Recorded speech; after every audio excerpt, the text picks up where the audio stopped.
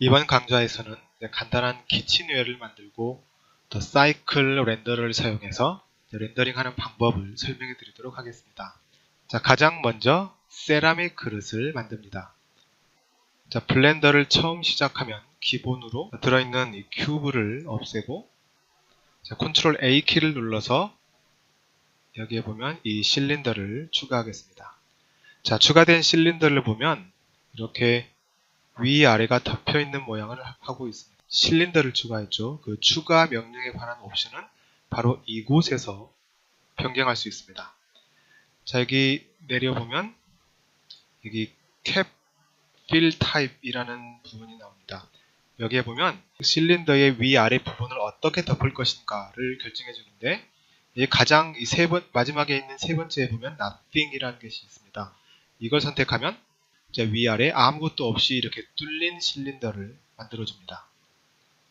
자, 키보드 탭 키를 눌러서 에디트 모드로 들어가면 이런 모양이 나옵니다. 자, 컨트롤 R 키를 눌러서 루프를 추가합니다. 이렇게 마우스 스크롤을 위아래로 이동을 하면 이렇게 루프의 개수를 결정할 수 있는데, 우선 3개를 추가하도록 하겠습니다. 여기서 그냥 ESC 키를 눌러서 가장 가운데 위치하도록 내버려 둡니다. 자, 아랫부분의 루프를 선택하겠습니다. 자, 키보드 Alt 키를 누른 상태에서 마우스 오른쪽 버튼을 클릭하면 이렇게 전체 루프가 선택이 됩니다. 이때 키보드 S 키를 눌러서 이렇게 약간 축소시켜 줍니다. 또 이 윗부분에 있는 루프들을 조금씩 변경해서 전체적으로 그릇의 모양을 만들어줍니다. 이쪽 부분을 조금 더 넓게 잡아줘서 이런 식으로 대략적인 그릇의 겉모양을 잡아줍니다. 지금 현재 높이가 너무 높게 되어 있기 때문에 이 전체 루프를 다 선택해가지고 밑으로 약간 내려주겠습니다. 이 전체 선택할 때는 이 Alt 키와 마우스 오른쪽 버튼을 누르고 그리고 Shift 키를 함께 눌러주면서 여러 개를 이렇게 동시에 선택할 수 있습니다. 그러면 이렇게 전체적으로 루프가 선택되어집니다.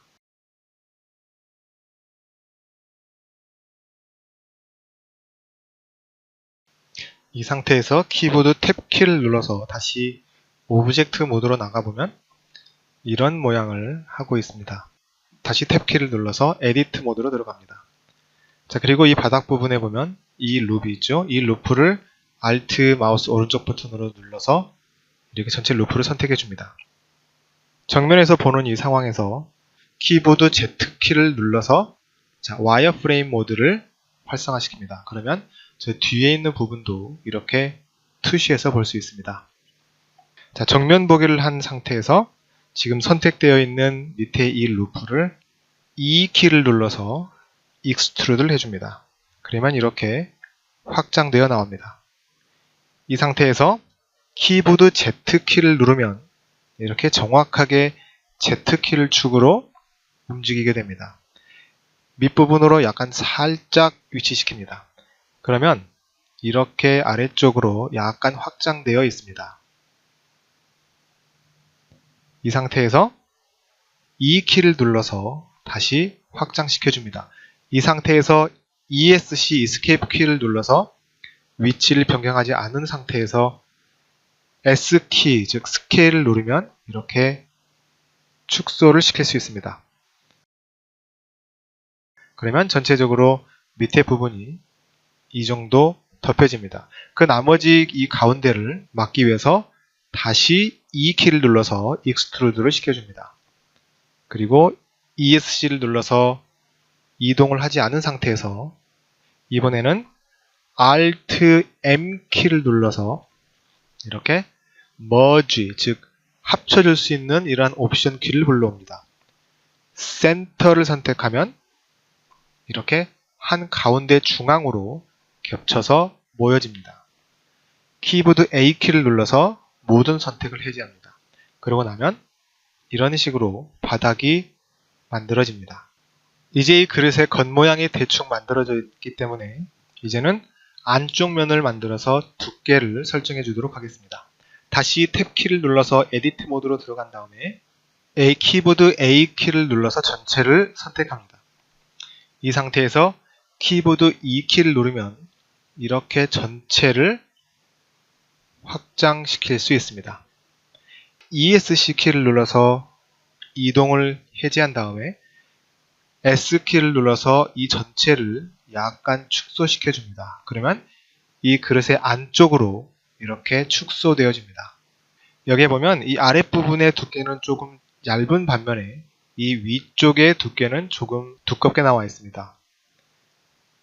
전체적으로 이 안에 있는 면을 키보드 G키를 눌러서 이동시킵니다. 이때 Z키를 눌러주면 이렇게 Z축을 중심으로 정확하게 위아래로 이동합니다. 위쪽 면을 이렇게 붙여서 정확하게 이동시킨 다음에 마우스 클릭으로 위치를 결정해 줍니다. 그러면 이렇게 두께가 결정되어 있습니다. 키보드 A키를 눌러서 모든 선택을 해제한 다음에 이렇게 보면 이러한 전체 모양을 볼 수 있는데 탭키를 눌러서 오브젝트 모드로 나가보면 전체적으로 이런 모양을 하고 있습니다. 다시 탭키를 눌러서 에디트 모드로 들어갑니다. 이제 이 바깥쪽과 안쪽을 보면 이 안쪽 면에 이렇게 바깥쪽에 있는 이 그릇 모양처럼 이렇게 들어가 있는 모습을 하고 있습니다. 하지만 이 안쪽 바닥은 그냥 평평하게 되어 있어야 하기 때문에 우선 한 가운데 있는 이 점을 선택합니다. X키를 눌러서 버텍스를 삭제합니다. 그리고 이 안쪽에 있는 이 루프도 선택을 한 다음에 X키를 눌러서 삭제합니다. 그리고 이 안쪽에 밑에 있는 이 마지막 루프도 선택을 해서 X키를 누른 다음에 삭제합니다. 그러고 나면 전체적으로 이렇게 가운데가 뚫려 있는 그런 안쪽 면이 됩니다. 이제 안쪽에 있는 이 전체 루프를 선택한 다음에 E키를 눌러서 익스트루드로 축소시켜 줍니다. Alt M키를 눌러서 가운데로 합쳐줍니다. 그러면 전체적으로 이렇게 평평한 안쪽 모양이 만들어집니다. 이제 그릇 윗부분을 돌출시키기 위해서 이제 안팎으로 루프를 추가합니다. 자, 컨트롤 R 키를 눌러서 바깥쪽에 이렇게 루프를 추가합니다. 또 안쪽에도 이렇게 하나 루프를 추가하겠습니다. 이제 바깥쪽과 안쪽의 루프를 모두 선택한 다음에 이 루프를 Z축 위로 살짝 위로 올려줍니다. 이때 Z축 위로 올려줄 수도 있지만 이 전체적인 이 면을 따라서 슬라이딩하게 올려줄 수 있는 방법도 있습니다. 이 상태에서 컨트롤 E를 누르면 이렇게 엣지와 관련된 메뉴가 올라옵니다. 이때 엣지 슬라이드를 선택하면 전체적으로 이렇게 위아래로 슬라이딩 해줄 수 있습니다. 이 경우에는 그냥 G키를 사용해서 위아래로 올려주는 것과는 달리 이 전체적인 이 모델 형태를 변경시키지 않고 이 엣지만 옮겨줄 수 있기 때문에 상당히 유리하게 사용할 수 있습니다. 자, 그래서 위로 약간 올려놓도록 하겠습니다. 그리고 이 상태에서 이제 이 바깥쪽 면을 돌출시켜 보겠습니다. 이 상태에서 이 키를 눌러서 익스트루드를 선택합니다. 다시 Escape 키를 눌러서 위치 이동을 해제시킨 다음에 스케일 S를 눌러서 이렇게 확장을 시켜줄 수 있습니다. 이때 이 스케일링이 단순히 이 바깥쪽뿐만 아니라 위아래로도 같이 확장되어 갑니다. 그래서 바깥쪽으로만 이제 확대되게 하기 위해서는 Shift Z 키를 눌러주면 됩니다. 그러면 X와 Y축으로는 이렇게 확장이 되지만 Z축으로는 변경되지 않습니다. 전체적으로 이런 모양의 그릇이 나옵니다. 이렇게 대략 만들어진 그릇을 부드럽게 해주기 위해서 이 중간중간에 굉장히 많은 루프들을 추가해 줘야 됩니다.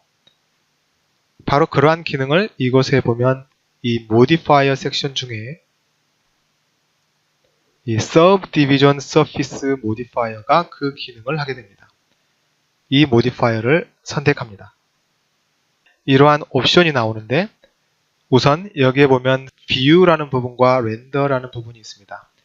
이 View라는 부분은 이제 실제로 모델링을 할 때 어느 정도 서브서프를 만들어서 보여줄 것인가 하는 것을 결정하는 것이고, 이 밑에 있는 렌더는 실제로 렌더링을 했을 때 얼마나 많은 값을 주어서 렌더링을 할 것인가를 결정할 수 있습니다. 이 값이 높으면 높을수록 훨씬 더 부드러운 결과물이 나옵니다. 현재 우리가 모델링 하는 것과 그리고 실제로 렌더링 했을 때 나오는 것이 동일하게 되었을 때 우리가 훨씬 더 쉽게 모델링 할 수 있기 때문에 이 렌더링과 비유의 값을 동일하게 2로 잡아줍니다. 오브젝트 모드로 나가서 와이어프레임 모드로 보면 이렇게 굉장히 많은 루프들이 자동적으로 추가되어 있음을 알 수 있습니다. 그런데 그 굉장히 많은 그 루프들 중에 우리가 실제로 컨트롤할 수 있는 것은 실제로 우리가 추가했던 그 루프들밖에 없습니다. 여기에 보면 Optimal Display라는 옵션이 있습니다. 이 옵션을 선택해주면 우리가 컨트롤할 수 있는 그 루프만 보여줍니다. 자, 이제 이렇게 Subdivision이 선택되어 있는 상태에서 자세히 보면 여전히 이 중간중간에 이렇게 각이 있는 것을 볼 수 있습니다. 이럴 경우에 이러한 각을 완전히 부드럽게 해주기 위해서는 이곳에 보면 이렇게 스무드라는 버튼이 있습니다. 이 버튼을 눌러주면 이제 그런 각들이 완전히 사라지고 이렇게 온전히 부드러운 면을 만들어주게 됩니다. 탭키를 눌러서 다시 에디트 모드로 들어간 다음에 이러한 모서리 부분에 이제 각을 주도록 하겠습니다. 지금 현재 이 Subsurf 모디파이어가 적용되었기 때문에 이 모디파이어는 자동적으로 이러한 모든 각들마저도 다 부드럽게 이렇게 만들어 버립니다. 각을 만들어주기 위해서는 이 각을 만들고자 하는 부분에 추가적으로 루프를 지정하고 그 루프를 원하는 쪽으로 이동하면 이렇게 각이 만들어집니다. 그래서 최대한 가까이 두고 이렇게 선택을 시켜주면 이렇게 어느 정도 각이 만들어집니다. 그 위에서 보이는 이 부분도 각을 만들기 위해서 루프를 추가합니다. 이 옆면에서도 마찬가지로 이렇게 위쪽으로 하나 만들어주고 또 아래쪽으로 하나 만들어주면 이렇게 각진 모서리를 보여주게 됩니다. 또 이 위쪽에서도 하나를 추가하고 또 이 안쪽도 하나를 추가하도록 하겠습니다. 그리고 마찬가지로 이 안쪽에서도 이렇게 추가하고 그 밑으로도 하나를 추가해 주도록 하겠습니다. 이렇게 하면 이제 굉장히 각이 져 있는 이러한 모습이 나타납니다. 이 아래 바닥 부분도 그와 동일하게 각을 만들어 줄 수 있습니다. 우선 루프를 하나 선택한 다음에 가까이 살짝 띄워주고 또 이쪽도 위로 하나 붙여주고 또 아래쪽으로 하나를 붙여줍니다.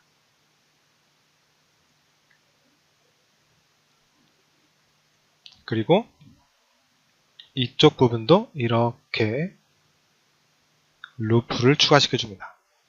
그러면 굉장히 각져 있는 이러한 모습의 그릇으로 바뀌게 됩니다. 자, 이렇게 해서 이제 세라믹 그릇이 완성이 되었습니다. 하지만 여기에서 한 가지 설명드리고 싶은 게 있습니다. 여기에 보면 이 그릇의 표면이 약간 어둡게 보입니다.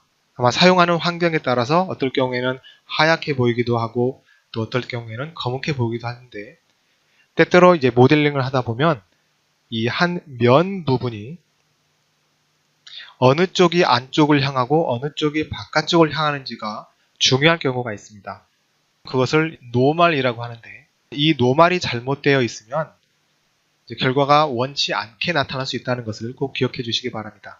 그럴 경우에는 A키로 전체를 선택한 다음에 Ctrl N키를 누르면 전체적으로 다시 계산이 되어서 하얀 원래 그러한 색깔로 변경되게 됩니다. 이 옵션은 여기 메뉴에서도 살펴볼 수 있는데요. 메뉴에 보면은 메쉬라는 메뉴가 있습니다. 이곳에 Face라는 곳에 보면 여기에 Ctrl N 키로 되어 있는 Recalculate Normals라는 게 있습니다. 그래서 Ctrl N을 눌러도 되고 이곳에 있는 이 메뉴를 선택해도 됩니다. 이제 이 완성된 이 세라믹 그릇을 다른 곳으로 이동시켜 주도록 하겠습니다. 여기에 보면 아이템이라는 부분에 이제 기본적으로 주어지는 실린더라는 이름이 있는데 이곳에서 세라믹 플레이트라고 이름을 주도록 하겠습니다. 이곳에 아웃라이너에 보면 세라믹 플레이트라고 이름이 변경되어 있음을 볼 수 있습니다.